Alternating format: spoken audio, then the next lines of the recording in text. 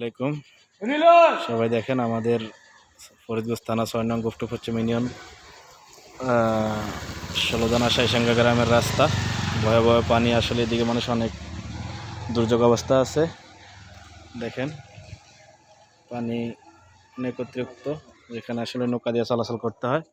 Main রোডের উপরে অনেক পানি। আসলে এখানকার মানুষ ভালো নেই। যারা মেইন রোডের আশেপাশে আছে তারা আলহামদুলিল্লাহ মোটামুটি এখন পর্যন্ত ভালো আছে। যারা আমাদের হাজীবাড়ির এই সাইড নিয়ে, যেমন আমাদের হাজীবাড়ির ইমরান মিয়াদের ঘর, তারপর আমাদের কলের বাড়ির ২-৩টা ফ্যামিলি, পাশাপাশি আমাদের সাইসাঙ্গা সাজাবাড়ি, এদিক দিয়ে আপনাদের বুড়ির বাড়ির কয়েক ফ্যামিলি আসলে খুবই সমস্যা আছে। দেখেন পানির অবস্থা আমাদের। এটা হলো আজকের আপডেট খবর। আজকের পানির অবস্থা এটা। মোটামুটি পানি টানতেছে, তাও যতটুক টানার প্রয়োজন অতটুক টানতে পারেনি এখনো।